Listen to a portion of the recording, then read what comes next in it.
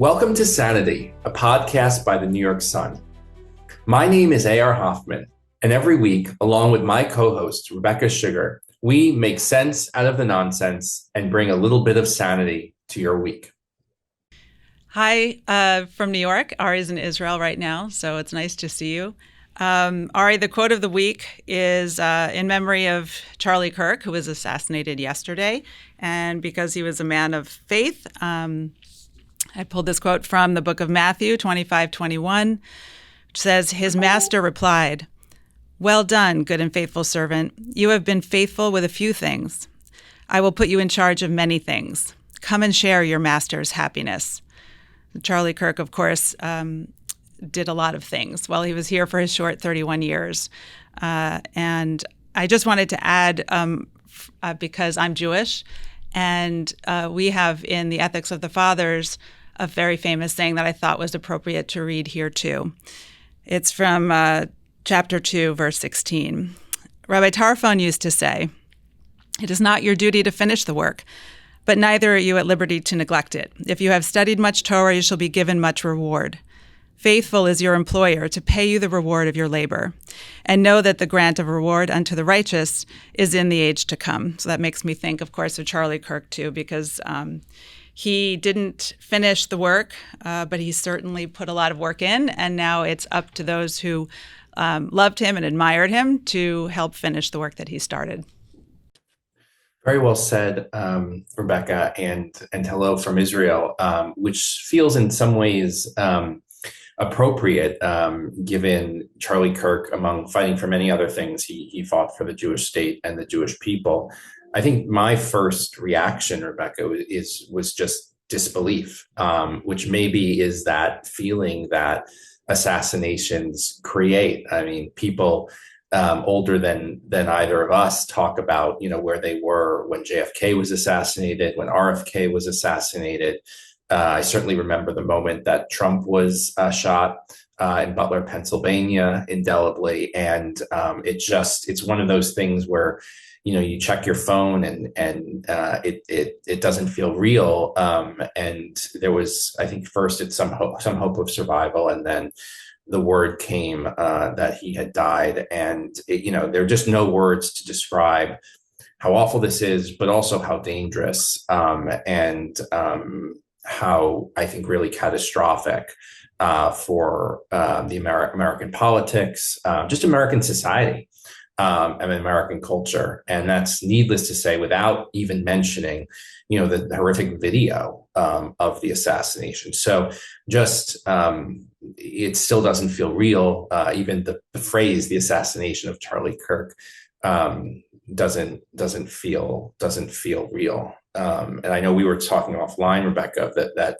this also feels very personal. And I think for any of us who deal in ideas, who deal in debate, who think about this country and its values, I think regardless of whether you agreed or didn't with everything or all of what he advocated for, it's just a devastating and a really scary day today. Definitely. When you invoke, JFK's name, that's where my head first went. I feel like it's this generation's JFK moment. Something shifted. This wasn't just another act of political violence. It seems to have changed the energy everywhere that I look. I have to say that as a Jewish woman, I feel like I went full-blown, Christian nationalist all of a sudden, in the most Jewish way possible when this happened, because I was listening to everybody talk about why Charlie Kirk, right? He was not a flamethrower. He was a very measured and thoughtful person with whom you either agreed or disagreed. And there is a lot to be said. He was a conservative, which made him a target. He believed in civil discourse. He believed in debate and free speech, and those are things that are under assault.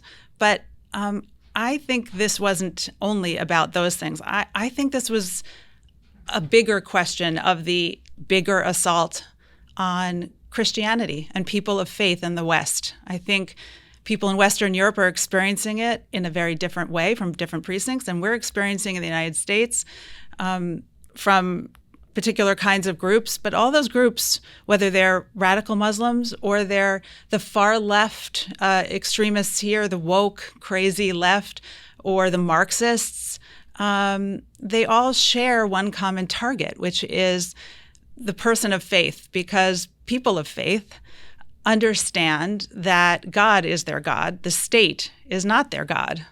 And that's a big challenge for people who want state control, who believe in the collective and not the divinity and the sanctity of the individual.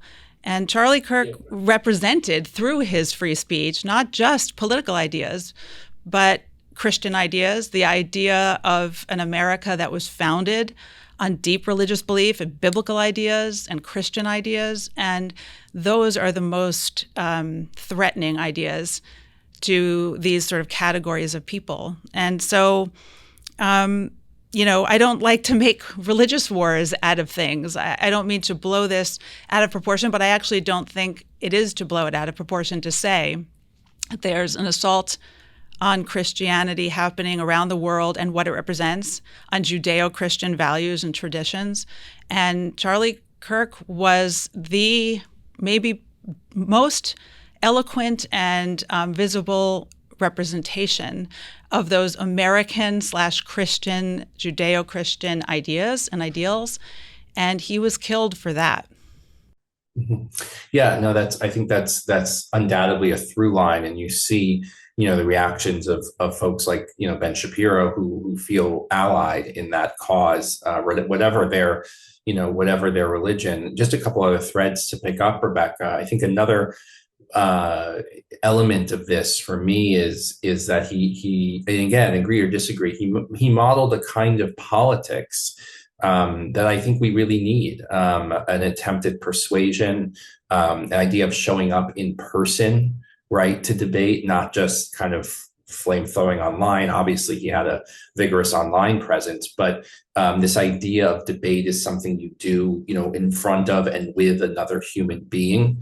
And there was something threatening about that. I mean, I think the fact that this happened on a campus, right? I mean, just, and we don't know yet, obviously, things are starting to trickle in as we record, but we don't know the identity of the shooter. But even so, the idea that, a campus forum became violent, I don't think is shocking to a lot of us who've been tracking, the kinds of energies that have been unleashed on campus in recent years. So, this is someone who showed up at the Oxford Union, at campuses, debated, exactly the kind of thing we want people to do, regardless of the perspective that they're arguing for. So, something really horrific. I mean, using bullets to stop someone's voice is it is the most antithetical thing to a healthy democratic culture. Right. Really putting a bullet in someone's throat, right? So they can't speak. And that, but on the other hand, as you mentioned with JFK, as we talked about, this is an American, this is sustained. This is something that has haunted American history, or assassinations. And, I think a lot of us maybe thought we were sort of beyond that before, not that there hadn't been occasional shootings. Obviously, Reagan was shot, but, I think the Trump attempted assassination felt both new and old. And now we're firmly plunged back into that history of violence. And it's just about the most dangerous thing I can think of. Yeah, I agree. And I want to say that, at the when these things happen, your first impulse, especially when it's someone like Charlie Kirk, is to offer thoughts and prayers. We've talked about that before. And in this particular case, of course, prayers are particularly meaningful because he was a man who believed in prayer. But I think, we all should be thinking about what actions can actually be taken to change course here. And I don't have a full list of answers, but a few come to mind, right? One, if you're a New Yorker, you cannot, in my view, vote for Zohran Mamdani, a communist, a socialist, for mayor, and decry the killing of Charlie Kirk. That's a pretty outlandish thing, it sounds like, to say, but I stand by it. The same sort of socialist and communist forces that hated everything that Charlie Kirk stood for are the forces that you'd be electing into office. It's a reward. And I just implore everybody, don't do Let me that. just jump in there. There have been, I think, and we don't want to paint with too broad brush, but the amount of responses I've seen on X and other social media, if not celebrating this, then at least saying, well, he had it coming, or, because of his stance on the war in Gaza, that makes his death more, are sickening. I'm not saying it's everybody. Plenty of folks have just condemned it. But just to your point that, and here I think we want to think about, the murder of Brian Thompson, the CEO of United Healthcare, right? This seemingly growing tradition or trend of violence from the left. And it's not to say that there's not violence from the right too, but it does seem like there's a specific lineage here that is emerging. Right, because it's animated by three groups that Charlie Kirk pointed to all the time, right? The woke left, the Marxists, and the radical Muslims who hate all the things that he stood for and that, just plainly America stands for.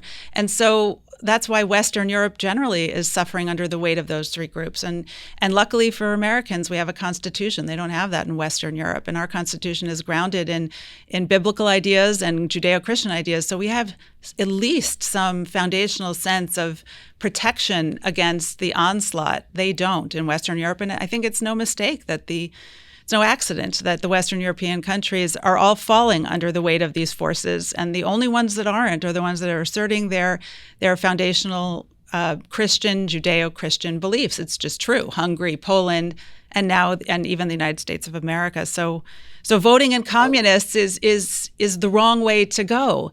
And taking in millions of migrants who hate your culture is the wrong way to go. And leaving your borders open is the wrong way to go. And letting Antifa stand and not calling it a domestic terror organization is the wrong way to go.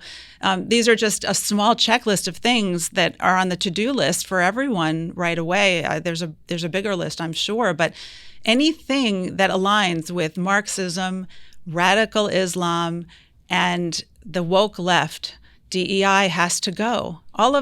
Anything that aligns with those three movements is antithetical to American culture, which is defined at its root by its Judeo-Christian identity.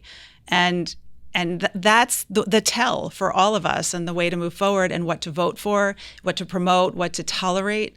And I think it took the assassination of a 31-year-old young man to remind us, going into the 250th birthday of America, like what America really is and what it isn't. Yeah, no. And, I think another thing to say is, uses of terms sort of like fascism or whatever, have consequences. I think the way in which hyperbole and excess have permeated our political conversations, and it's become, acceptable to hate. All those things, I think, are, the line, the road from that kind of rhetoric to violence is becoming increasingly short. And like I said, the resolution of debate with bullets is just about the worst thing. I think what'll be really interesting is sort of, where do we go from here?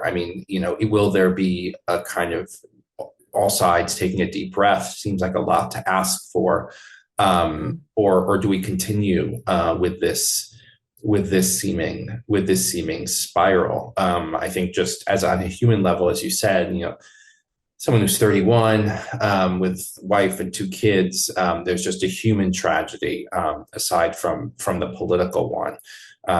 Yeah, I don't have any sense that we're headed anywhere good in the short term. I think in the long term we actually are, but in the short term, I think there's going to be a reaction to this. The level of anger, the level of rage is extraordinary.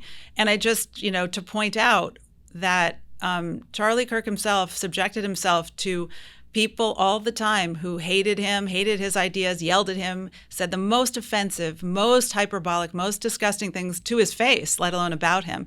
He never picked up a gun, a bat, or anything and hurt anyone as a result of it. That wasn't his answer. And why? Because, he's a man who put, his faith above his political party.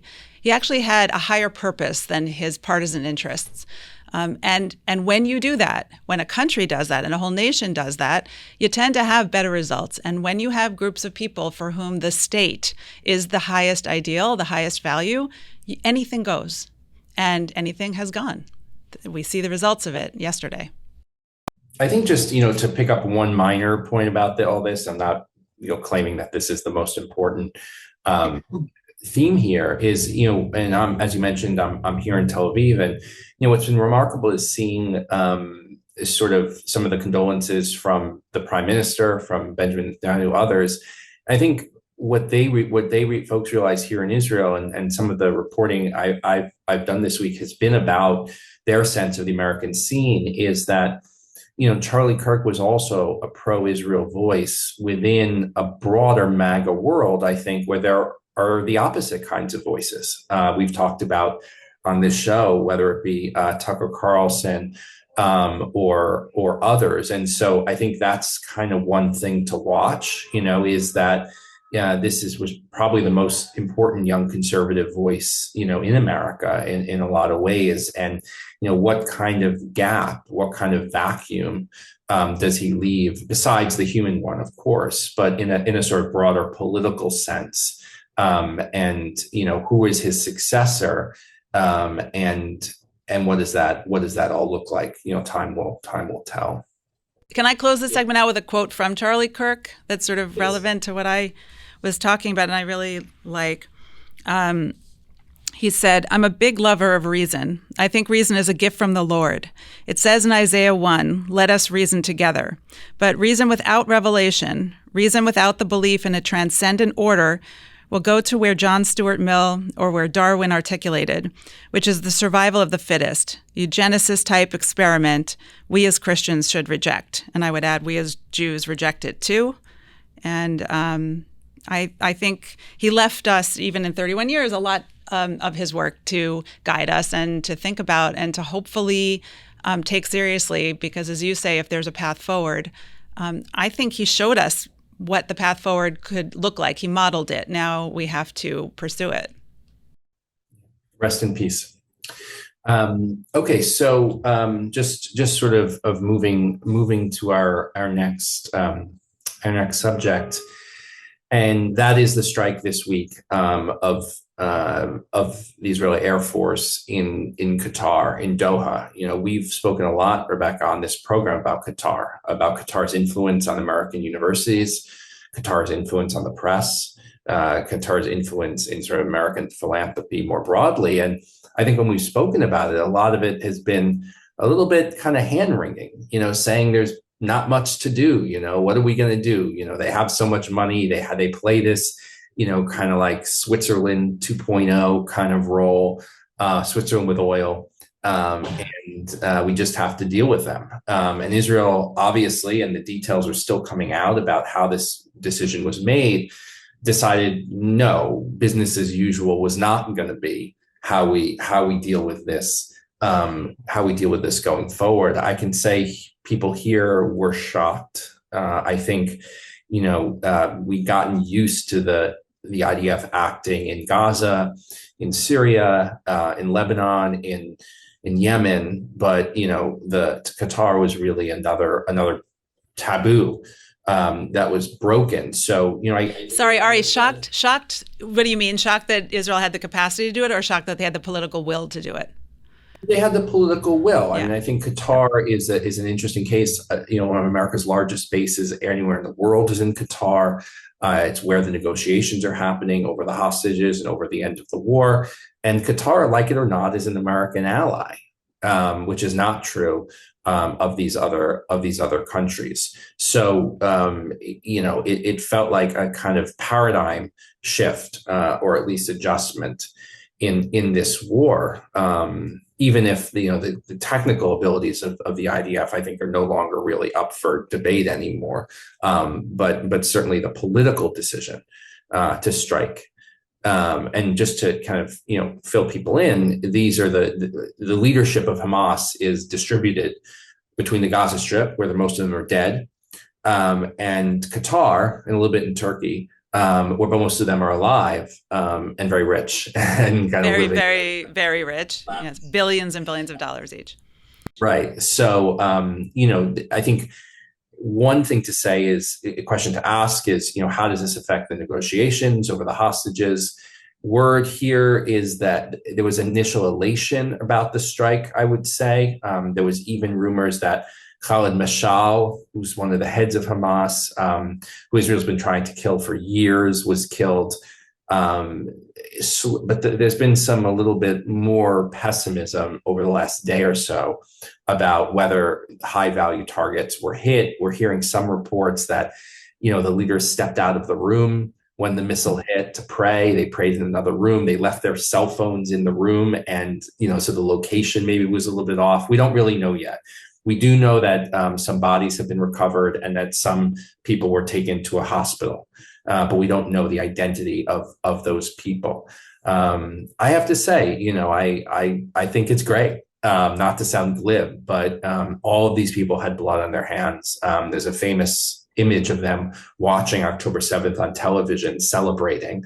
Um, and I spent some time down south this week at the Nova Music Festival site, as well as some of the kibbutzes down by the border. And when you see those places and you talk to the people down there, you have no qualms about reaching these people wherever they are and wherever their address is. Yeah, and I think it's important also to say that there's a lot of commentary, at least here, sort of talking about the group of Hamas leadership that was in Qatar, that they were the sort of diplomatic arm of Hamas, so to distinguish them from the more militant, in air quotes, Hamas members that were in the Strip. And I think this strike kind of pulls the mask off of that sort of labeling of Hamas terrorists as diplomats. I mean, they may have tried to serve some diplomatic function also, but there were Hamas terrorists who put on journalist vests and said they were journalists too. It doesn't, even if you filed a report in between launching grenades or rockets at Israelis, that doesn't mean that your journalistic status overtakes your status as a terrorist, nor does, Mishal's status as a billionaire having talks with Steve Witkoff or whomever else he's, convening with, remove, the label of terrorist from him. And so we have to stop pretending that there was some difference between the guys who were, sitting cushy in Qatar and the guys who were sitting in Gaza City. They're just all Hamas terrorists in the end. Just because you wear a suit, rather than Right. military clothes doesn't change who you are. I think that's absolutely true. I also think, from talking to officials here, there really is a paradigm shift in Israel now. This idea of a forward defensive strategy, right? That the best defense is offense. Yeah. One of the lessons of October 7th was you can't sit behind the fence and just hope for the best. That you have to continually push the envelope. That's the only way to really be secure. Not to say that there weren't downsides to this strike or risks associated with it. Sort of signals we're getting, at least publicly, is that Trump was not thrilled about it, I think for obvious reasons. I think he knew and was involved. You don't? It's hard to know. I even think Qatar knew and was involved, and this was a nice off-ramp for them. And who knows? We don't know the answer to that, but it seems just as plausible to me that everyone was in on it. And of course, they're saying these things after the fact. What else would they say? But do you think there'll be a retaliation by Qatar? Are the Israelis worried about that? No, I mean, that's, I think, one of the amazing things, in terms of Israel's improved security situation, is that there was very little worry about reprisal. There was a Houthi missile or two day of, but otherwise, Iran has been kind of humbled, at least for the moment. And so there wasn't really concern about any sort of, reprisal or aggressive response. I think, from Israel's point of view, maybe they thought if they had, eliminated some high value targets, that's a pathway to declaring victory, a way to, keep putting the pressure on Hamas beyond what's already happening in Gaza, to kind of like squeeze the vice from two directions. And then, I also think it's important to say, or at least to air the concern that I've been hearing and seeing from some hostage families who worry that, if you kill the negotiators, will their loved ones, come home? I mean, that's also a voice here. Yeah, I mean, we can all understand that point of view from them, although it's hard to believe that there was any kind of real negotiation going on for the release of those Israeli hostages. But can I just get your view on the operation generally, whether or not everyone on the list was successfully eliminated? What's in the win column here for Israel, and what's in the lost column here? Yeah, I mean, I think, the win is sort of that a message has been sent that, like I said, the address doesn't matter. If you were responsible for October 7th in any way, shape, or form, Israel will find you, and will kill you. And and the message to Qatar is, these days of being an Airbnb for the worst terrorists on the planet is over. And that charade is up. The miss, I think, is just, if that old phrase, if you shoot for the king, you best not miss, and if this was, if the result was less than Israel had hoped for, it's a disappointment, I think, given that I don't think, regardless of the results here, Israel is going to be striking Qatar every day, right? I mean, this is in Syria, where Israel basically has free reign, or Gaza. I mean, this might have been a one-off, or so yeah, it's kind of like the downside is you didn't achieve that. The outcome was not worth this sort of upfront cost. In to Israel's diplomatic standing, or it's if relationships with Washington were strained, that could be a potential downside as well. Although I think you're right to say we don't really know anywhere near the whole picture on that. Yeah. And let me just say, I think one other element here is, and I was at this site, was the murder of 6 Israelis at a bus stop in Jerusalem this week. And the strike on Qatar happened the very next day. Hamas claimed responsibility for that attack. And that attack, I think, brought back Israelis' worst memories of the early 2000s, when violence at bus stops, city streets, was rampant terrorism. And I think that, that hit a nerve. It was a regular commuter bus stop in Jerusalem. And I think, that's sort of what pushed Bibi to finally pull the trigger on this strike. And just give us an overview. You've been there for a few days. You're on your way home. What's your general sense of the mood there? Do people feel they're closer to the, quote, end of this war, farther away, right where they were for the last few months?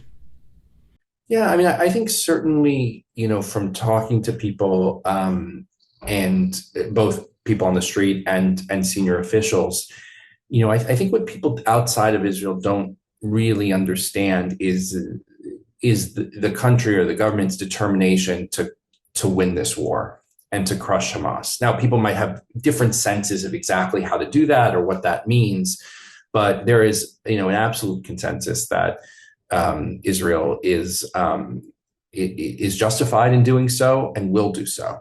And no one here thinks that the Gaza City operation, for example, is just bluffing.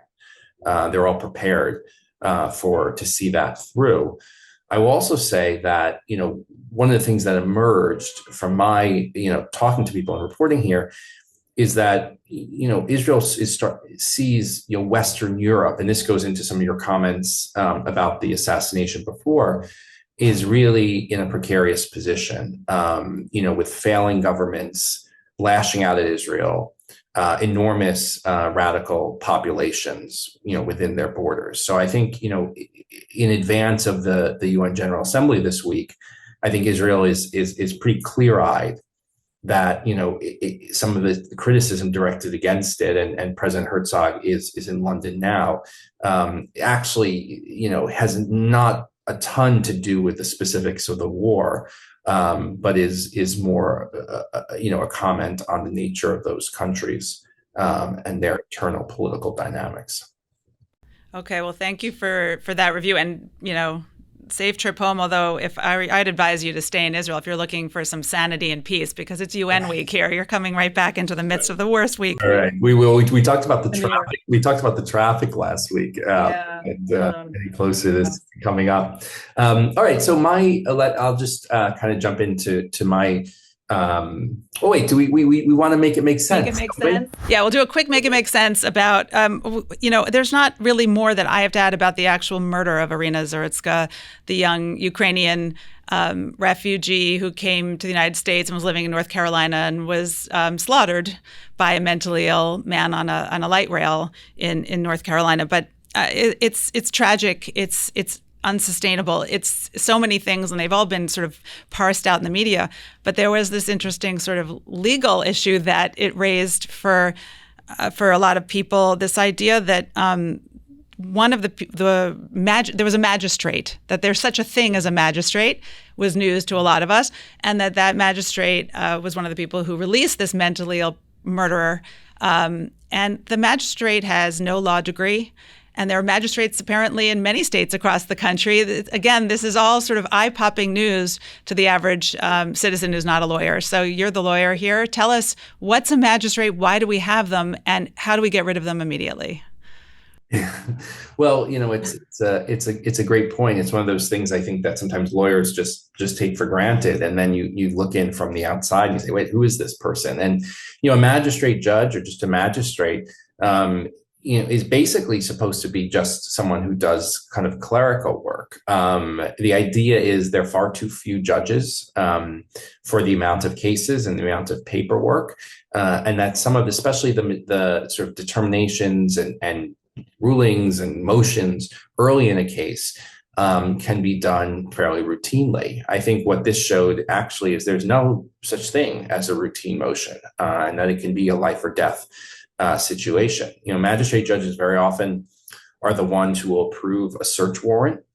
They'll approve, different requests from the prosecution or deny. Right? It was a magistrate judge who approved the search of President Trump's house, for example, at Mar-a-Lago during the classified documents case. Now they can be overruled, but the point is that for this often crucial early juncture of a case, they're the ones making the initial decisions. Well, if there aren't enough judges to judge cases, one would assume there aren't enough judges then to review the magistrate's decisions and then overrule them. So that's sort of insane on its face, isn't it? Yeah, sort of. I guess it's a little bit like, a lot of doctors now will use PAs and maybe even nurse practitioners, to sort of handle some, of the kind of maybe more routine or initial work, but I think it's a really fair point, especially if you have magistrate judges maybe wandering beyond their remit and sort of making decisions, especially as questions about bail and confinement have I think become really hot button issues. I think it's a really smart point, Rebecca, to say like, okay, look, who's making these decisions. Was that within the purview of the magistrate to make that decision, or are you saying they went outside of their remit? Yeah, I'm not sure exactly. I mean, you have to look, but presumably a magistrate judge is not freelancing, right? I mean, they're assigned certain tasks from the judge. I mean, obviously this situation ended horrifically, but like I said, initial decisions about has the threshold for a search warrant been met can be a really important issue, even if if it feels fairly kind of anodyne or early in the case. And certainly that in the South Florida case against Trump was a major issue. So, I think it's a really good point. Who appoints them? Who appoints the magistrate? The local judges each appoint their own magistrates? Yeah, I think so. I think it would depend. It would depend sort of like county to county exactly how it works. You'd have different state policies, and I'd imagine like anything else, you'd have some that are more qualified than others. But I think it's one of the scary system. A lot of us are unfamiliar with it, and now that we're familiar with it, we're very, very worried about it.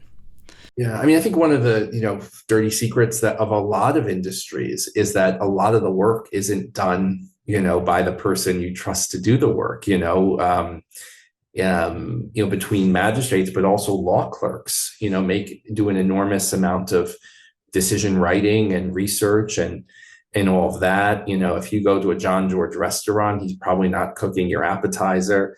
Not to make light of it, but just to say, I think a lot of people would be shocked about, how often do they see their doctor, when, Right.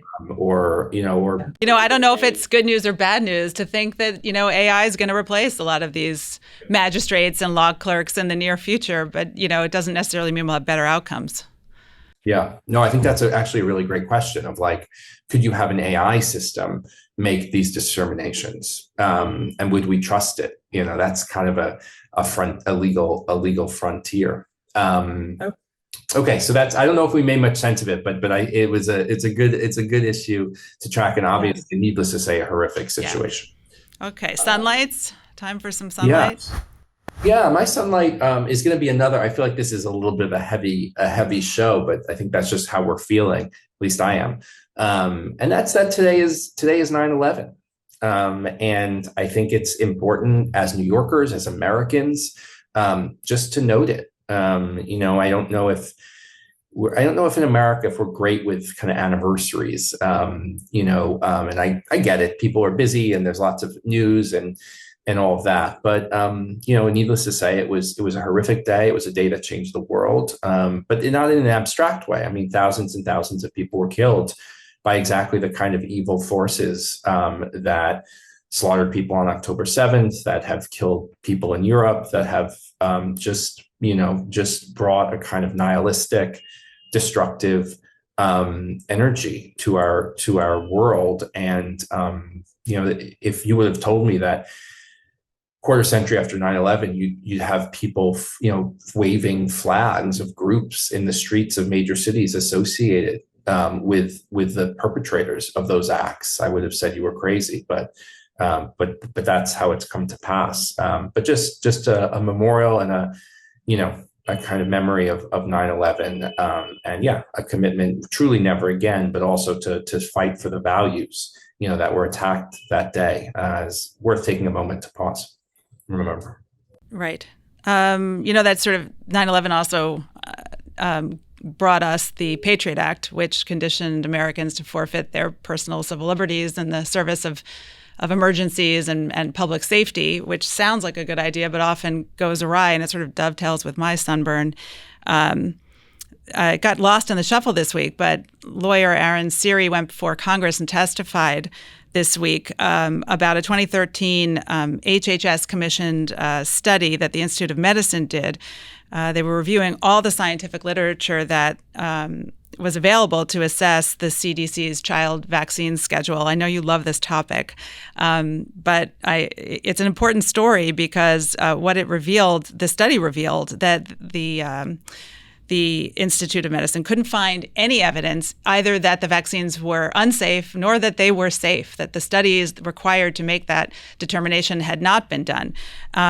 The study basically never saw the light of day. It never became published. And then the Henry Ford Medical Center in 2017 actually did a full study comparing a group of vaccinated and unvaccinated children over almost a 10-year period. It was a very sort of comprehensive study, and their intention actually was to demonstrate that the childhood vaccine schedule was indeed safe. And what they concluded from their own study was that 17% of the unvaxxed population had chronic health issues, but 57% of the children who had been vaccinated had chronic health issues, or at least one of the chronic health issues on the list. So they proved the exact opposite of what they set out to prove. None of this is to, I don't have a science degree or a medical degree, but it's to say that an important question was raised this week in front of Congress with really clear evidence that at very minimum, we need to know more about the childhood vaccination schedule, that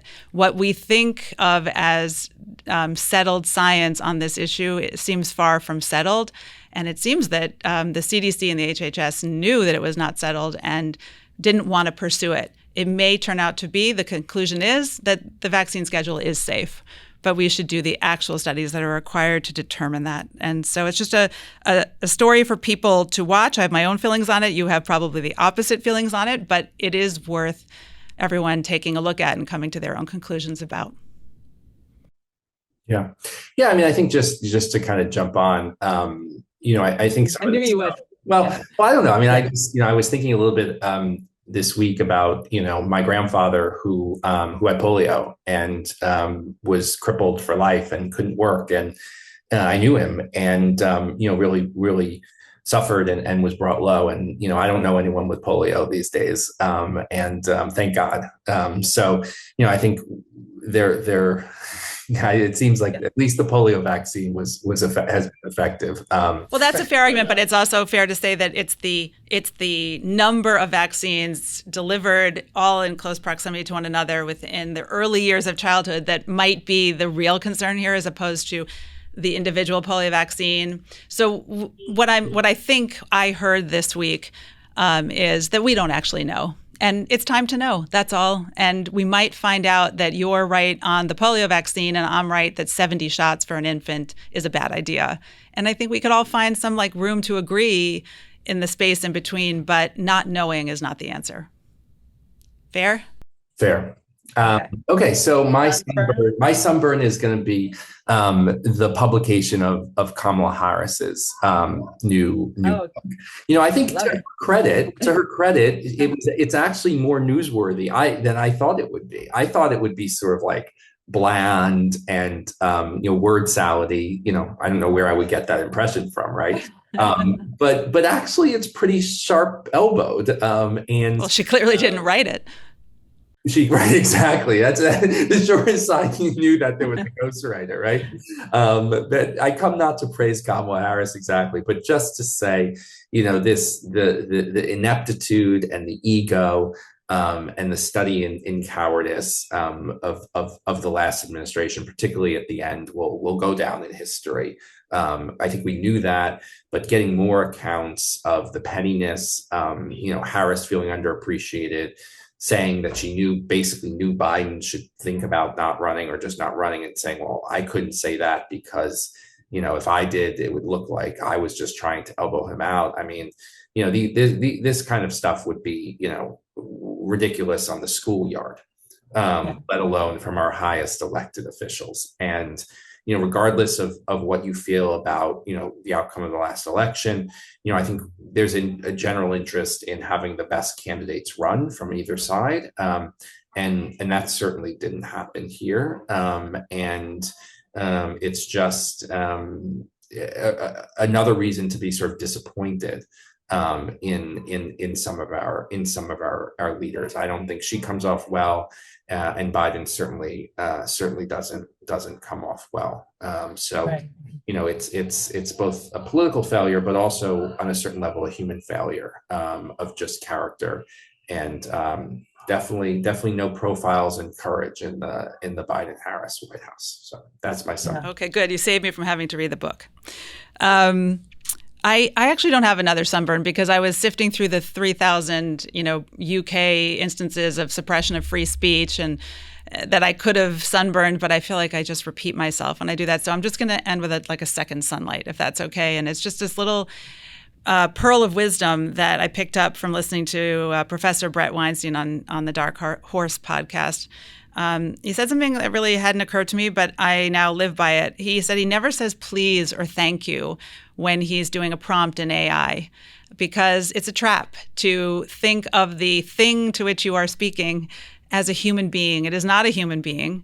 And it's very easy, if you get into the habit of giving it courtesies and being polite with it, to think that you're talking to another human. And as we advance in our technologies and we have robots that look like people, and as we get to that place in society, we should all be careful not to confuse humanity with the machines. And so it starts with the small things. So don't say please and thank you in this particular case. Do you think, Rebecca, it's also worth not getting upset with it? Like, should you curse it out? Damn you, Grok. Why did you? Yeah, because yes, these are not people. Just can we all please remember we are not talking to people. And by extension, then you shouldn't plan to marry some robot in the future that with AI technology, and you shouldn't pray to the altar of technology and pretend that it's going to save us all from disease, from war, from whatever you're afraid of, and you shouldn't make it the center of your world, because we're people and humanity should be the center of your world. Amen to that. Rebecca, thanks so much. We'll talk next week. Good to see you. Safe trip back.